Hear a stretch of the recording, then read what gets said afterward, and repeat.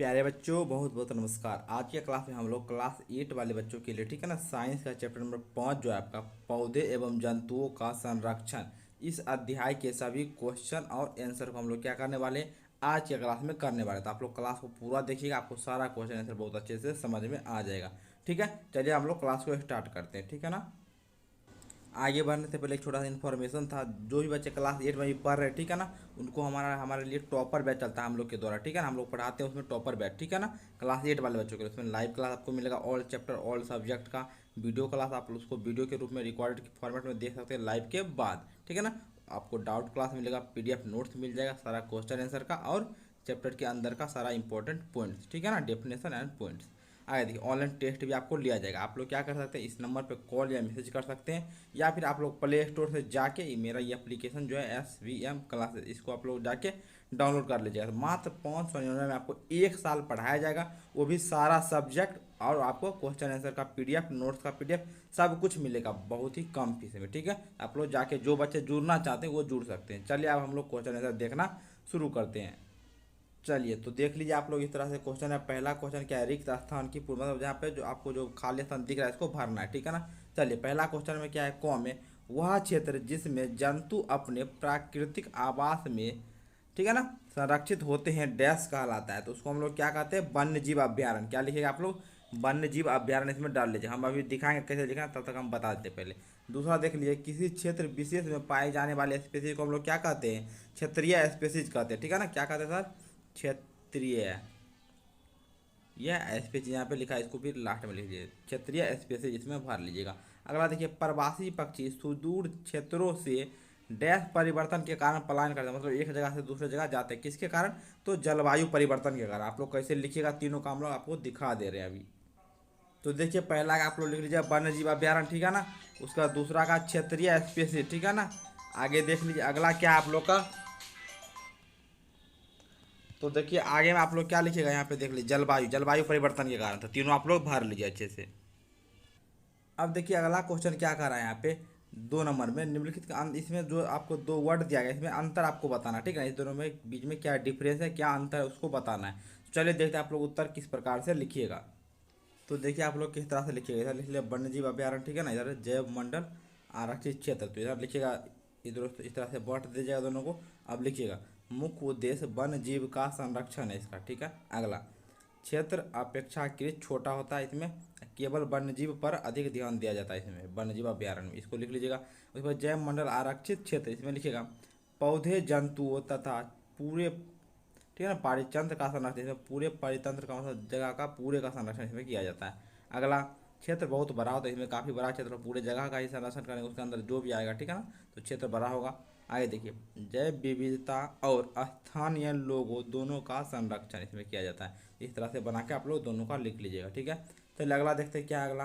अगला आपका चिड़ियाघर और अभ्यारण्य में। तो चिड़ियाघर में क्या लिखिएगा, तो देखिए लिखिएगा, इसमें भी ऐसे बना लीजिए, चिड़ियाघर और इधर लिख लीजिएगा अभ्यारण्य, और आप लोग ऐसे पैकेज के बीच में लकीर करके 2 भाग में बांट के आप लोग अंतर लिखिएगा। ठीक है, चलिए चिड़ियाघर में लिखिएगा, जंतु क्षेत्रीय वातावरण में रहते हैं, जनता के देखने हेतु बनाया जाता है। ठीक है ना, लोग उसको जाके वहाँ पे देख सकते हैं। अभ्यारण्य में क्या लिखिएगा, जंतु प्राकृतिक आवास में रहते हैं, शिकार पूर्णतः प्रतिबंधित होता है, मतलब शिकार वहाँ पे कोई नहीं कर सकता। ठीक है, चलिए आगे देखिए।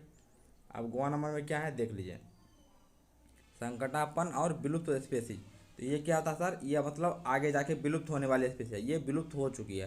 तो लिखिएगा संकटापन स्पेसी में क्या लिखिएगा, जिनके विलुप्त होने की खतरा है, मतलब आगे जाके विलुप्त हो सकते हैं, उदाहरण के लिए बाघ और गैंडा। ठीक है ना, अब विलुप्त स्पेसी में जो पृथ्वी से पूरी तरह समाप्त हो चुके हैं, जैसे कौन सर, तो डायनासोर। ठीक है ना, ठीक है ना, डायनासोर जो है ये विलुप्त हो चुका था, इसमें एग्जाम्पल में दे दीजिए उदाहरण में। अगला देखिए, घुआ में क्या है, वनस्पति जात एवं प्राणी जात। तो वनस्पति जात में लिखिएगा, किसी क्षेत्र के सभी पौधे, और प्राणी जात में किसी क्षेत्र के सभी जंतु, प्राणी मतलब जंतु, वनस्पति मतलब पेड़ पौधा। ठीक है, जल्दी से आप लोग नोट कर लीजिए।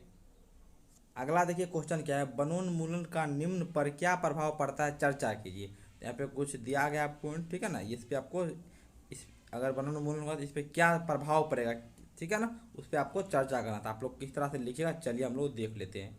चलिए तो हम लोग आगे देखना उत्तर शुरू करते हैं। कुछ बच्चे मेरा नाम पूछ रहे थे, सर आपका नाम क्या होता है, तो मैं बताता हूँ मेरा नाम क्या है, देव सर। ठीक है ना, क्या सर? देव और सर, ठीक है ना, आप लोग याद रखिएगा, ठीक है, जो बच्चे पूछ रहे थे आप लोग देख लीजिए, ठीक है। चलिए तो लिखिएगा पहला, वन्य जीव पे क्या प्रभाव पड़ेगा, देखिए लिखिएगा, आवास नष्ट होते हैं, भोजन की कमी होती है, अनेक जीव विलुप्त होने लगते हैं। अब वनोन्मूलन मतलब क्या होगा सर? वन को हटाना, वन को हम समाप्त करेंगे तो क्या होगा सर? तो उसका वन के जीव जो है उनका आवास नष्ट हो जाएगा, भोजन में कमी होगी, उनको भोजन सही से नहीं मिल पाएगा, और काफ़ी जीव इसी कारण से, ये दोनों भोजन नहीं मिलेगा, आवास नष्ट हो जाएगा, तो जीव खत्म होने लगेंगे, यानी कि समाप्त होने लगेंगे, विलुप्त होने लगेंगे, ठीक है।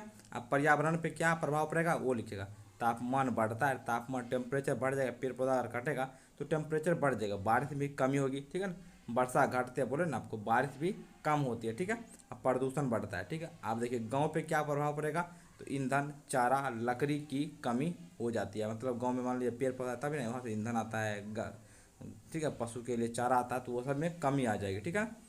शहर, प्रदूषण और गर्मी बढ़ जाएगी शहर में, ठीक है ना। पृथ्वी, ग्लोबल वार्मिंग, मिट्टी का कटाव और मरुस्थलीकरण बढ़ जाएगा, ठीक है, मरुस्थलीकरण मतलब जमीन बंजर होने लगेगा, ये समझिए, ठीक है। चलिए आगे देखिए, अगली पीढ़ी, प्राकृतिक संसाधन की कमी और पर्यावरणीय समस्याएं बढ़ जाएगी उसके लिए, अगली पीढ़ी के लिए, तो इस सब पे ये सब प्रभाव पड़ेगा, आप लोग जल्दी से नोट कर लीजिए।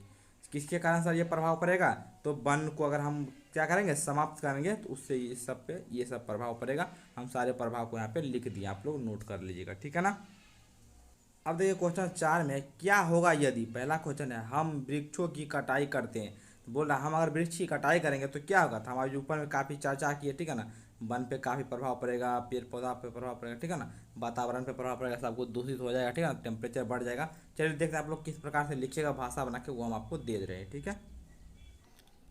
तो देखिए आप लोग उत्तर में लिखिएगा, हम वृक्ष की कटाई करते रहे, अगर हम वृक्ष की कटाई लगातार करते रहे तो क्या होगा, तो वन समाप्त हो जाएंगे, ठीक है ना, वर्षा कम होगी, वन्य जीव विलुप्त होने लगेंगे, ठीक है ना, वन्य जीव जो है वो विलुप्त हो जाएंगे, होने लगेंगे, ठीक है ना, धीरे धीरे करके सारे विलुप्त हो जाएंगे, पर्यावरण असंतुलित हो जाएगा, ठीक है ना, पर्यावरण का जो संतुलन है वो बिगड़ जाएगा।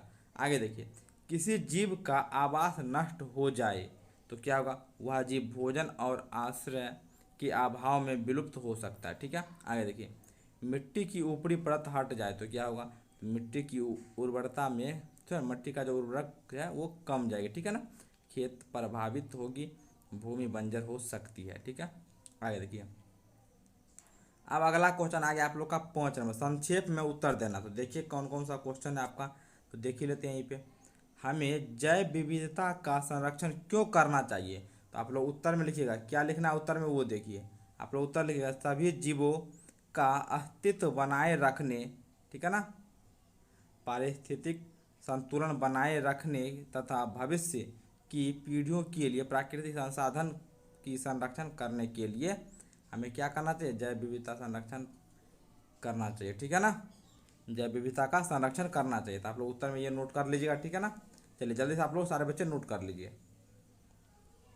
हाँ जी, अगला क्वेश्चन क्या है यहाँ पे, संरक्षित वन भी पूर्णतः सुरक्षित क्यों नहीं है, तो इसका उत्तर आप लोग किस तरह से लिखिएगा, चलिए देखते हैं। तो आप लोग उत्तर में लिखिएगा यहाँ पे, अवैध कटाई, अतिक्रमण, शिकार तथा मानव गतिविधि के कारण, तो इसका उत्तर आप लोग नोट कर लीजिए। अगला क्वेश्चन क्या है, कुछ आदिवासी वन पर निर्भर क्यों रहते हैं, उत्तर लिखिएगा, भोजन, ईंधन और औषधि के लिए, यानी कि दवाई के लिए, लकड़ी तथा आजीविका के लिए कुछ आदिवासी जो है वो वन पे ही पूर्णतः निर्भर रहते हैं, तो आप लोग नोट कर लीजिएगा, ठीक है ना। आगे देखिए, वनोन्मूलन के कारण तथा प्रभाव बताइए, हम देखिए काफ़ी क्या क्या कारण हो सकते हैं वो बताना, और प्रभाव क्या क्या हो सकता है वो बताना। तो प्रभाव हम ऊपर में भी बताए थे, यहाँ भी आप लोग देख लीजिए किस तरह से लिखिएगा। लिखिएगा क्या कारण है, किस लिए लोग वन को काट रहे थे, लिखिएगा खेती, उद्योग, सड़क, भवन, लकड़ी की आवश्यकता के लिए लोग वन को काट रहे हैं, उसका प्रभाव क्या पड़ेगा, वर्षा में कमी हो जाएगी, मिट्टी का कटाव हो जाएगा, ठीक है ना, बाढ़ आएगी, सूखा होगा, ठीक है, ग्लोबल वार्मिंग होगी, जैव विविधता का नाश होगा, टेम्परेचर हाई हो जाएगा, ठीक है, ये सब आप लोग लिख सकते हैं, ठीक है, कारण भी दे दिए और प्रभाव भी दे दिए। अगला देखिए, रेड डाटा पुस्तक क्या है, लिखिएगा वह पुस्तक जिसमें संकटापन, ठीक है ना, जीव एवं पौधे का रिकॉर्ड रखा जाता है, तो उसको हम लोग क्या कहते हैं, रेड डाटा बुक कहते हैं, ठीक है ना। इस बुक में क्या, संकटापन यानी कि इंडेंजर इंडेंजर्ड जो स्पेसीज होते हैं उसका क्या रिकॉर्ड रखा जाता है कि कौन स्पेसीज विलुप्त होने वाला, कौन विलुप्त हो गए हैं, ठीक है ना। उसका इसमें रिकॉर्ड यानी कि उसका नाम, ठीक है, उसी के बारे में सब कुछ रखा जाता है, ठीक है। चलिए आगे बढ़ते हैं हम लोग। अब देखिए अगला क्वेश्चन, प्रवास से क्या समझते हैं, आपको पूछ रहा है प्रवास से आप क्या समझते हैं। उत्तर में लिखिएगा, जीवों या पक्षियों का मौसम या जलवायु परिवर्तन के कारण एक स्थान से दूसरे स्थान पर जाना प्रवास कहलाता है, ठीक है ना। अब मान लीजिए प्रवास क्या कहलाता है, तो मान लीजिए एक जगह पे पक्षी है, उसका मान लीजिए यहाँ पे टेम्परेचर जलवायु सब कुछ चेंज हो गया, वो दूसरे जगह पे जाएंगे, तो इसी को हम लोग प्रवास करते हैं, ठीक है ना सर। चलिए चलिए तो यहाँ तक हो गया ना। अगला क्वेश्चन अब हम लोग देखते हैं, ठीक है ना, क्या है। लिखिएगा, फैक्ट्रियों एवं आवास की मांग की आपूर्ति हेतु वनों की अनवरत कटाई हो रही है, ठीक है ना। आगे देखिए, क्या इन परियोजनाओं के लिए वृक्षों की कटाई न्याय संगत है, इस पर चर्चा कीजिए तथा संक्षेप में आपको रिपोर्ट तैयार करना है। इसका उत्तर आप लोग किस प्रकार लिखिएगा, चलिए देखते हैं। तो देखिए आप लोग उत्तर लिखिएगा, वनों की अंधाधुंध कटाई उचित नहीं है, ठीक है ना। वन को जो अंधाधुंध काटा जा रहा है ये उचित नहीं है, ठीक है। इससे पर्यावरण का संतुलन बिगड़ता है, वन्य जीव के आवास नष्ट होते हैं, वर्षा कम होती है, मिट्टी का कटाव बढ़ जाता है, ग्लोबल वार्मिंग जैसी समस्याएं उत्पन्न होती हैं, ठीक है। आगे देखिए, विकास कार्य आवश्यक है लेकिन इनके साथ साथ अधिक से अधिक वृक्षारोपण तथा पर्यावरण संरक्षण होना चाहिए, ठीक है ना। पर्यावरण का जो है वो संरक्षण पे भी ध्यान दिया जाना चाहिए।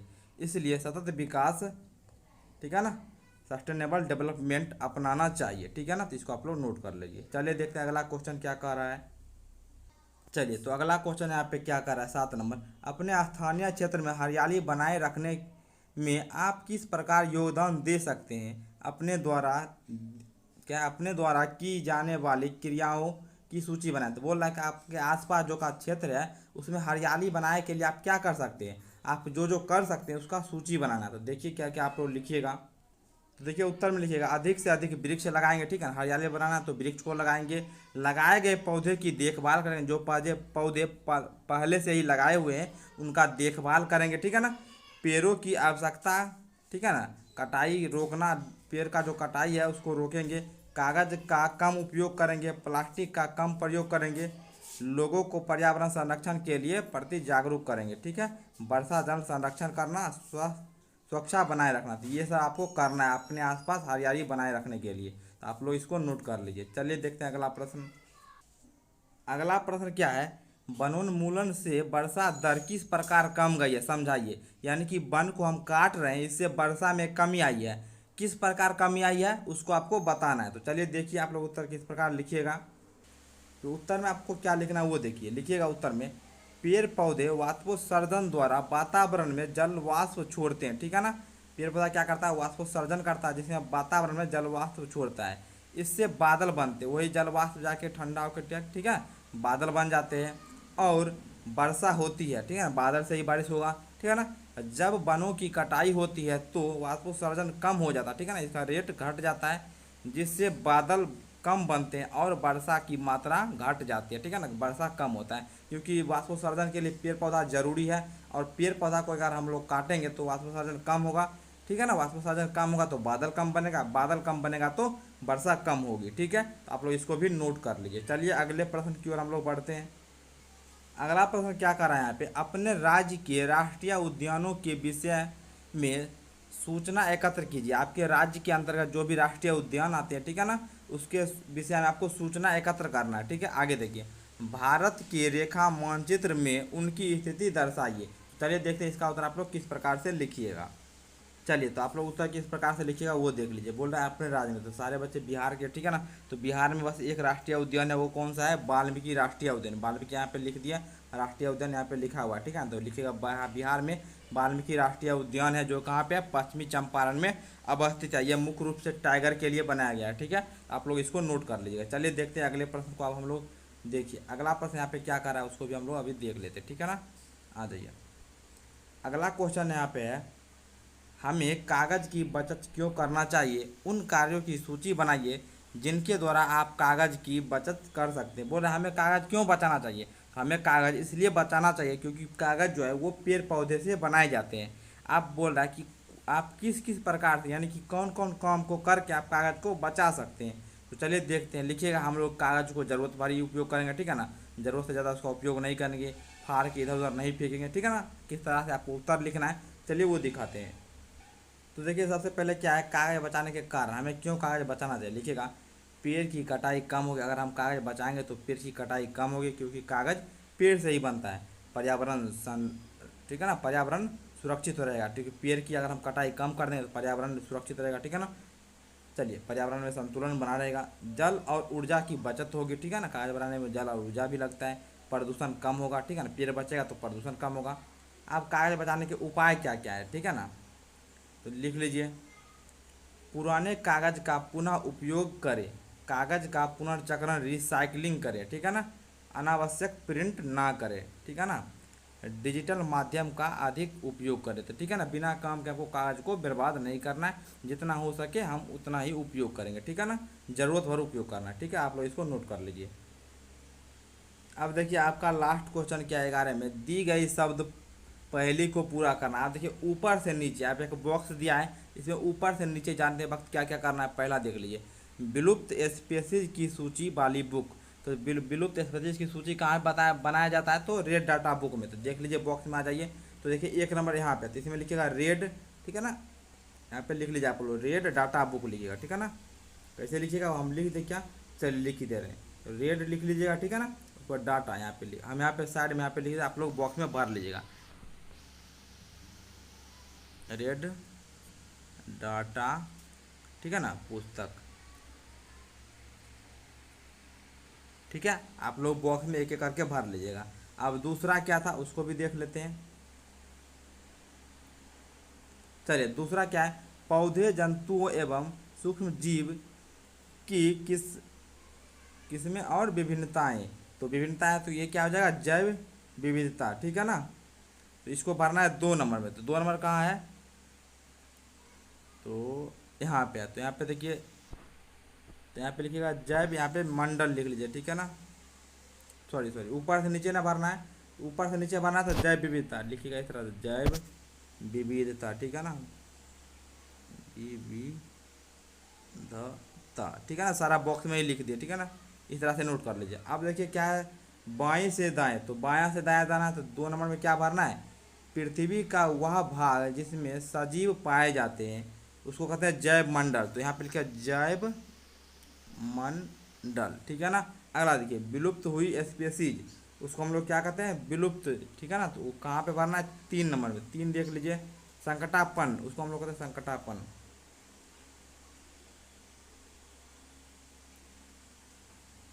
संकटापन जीव कह सकते हैं, ठीक है ना। आगे देख लीजिए, एक विशिष्ट आवास में पाई जाने वाली स्पीसीज, उसको हम लोग क्षेत्रीय स्पीसीज कहते हैं, वो आपको 4 नंबर भरना है। 4 नंबर किधर है, हाँ यहाँ पे है, इसको हम मिटा दें, आप लोग नोट कर लीजिएगा बाद में, जल्दी से जो बच्चे स्क्रीनशॉट लेना चाहते हैं ले लीजिए आप लोग। चलिए तो आज यहाँ पे 4 नंबर देखिए यहाँ पे है, ठीक है ना। 4 नंबर यहाँ पे, तो यहाँ पे क्या लिखिएगा, क्षेत्रीय स्पीसीज, यहाँ पे भर लीजिएगा, ठीक है ना। क्या भरना है, क्षेत्रीय स्पीसीज, ठीक है ना। चलिए ठीक है, तो यहाँ पे हम लिख भी दे रहे हैं, ठीक है ना। चलिए यहाँ पे विशेष क्षेत्रीय, त्रि तो दिया है, 6 दे दिए, ठीक है ना। चलिए इस तरह से आप लोग नोट कर लीजिएगा, ठीक है ना। चलिए हो जाएगा ना। एक बार फिर से हम ऊपर से एक बार इसको साफ करके आप लोग को एक बार बता देते हैं किस तरह से आपको भरना है। चलिए तो यहाँ पे देखिए 1 नंबर में यहाँ पे रेड डाटा बुक भर लीजिएगा, क्या भरना है, रेड डाटा बुक इसमें भरना है, देख लीजिए इसमें रेड डाटा बुक भर देना है। यहाँ पे आ जाएगा जैव मंडल, ठीक है ना। उसके बाद 3 में यहाँ पे संकटापन्न जीव आ जाएगा, ठीक है ना। और यहाँ पे इसमें लिखिएगा विलुप्त, ठीक है ना। आगे देखिए 4 में क्या भरेगा, विशेष क्षेत्रीय।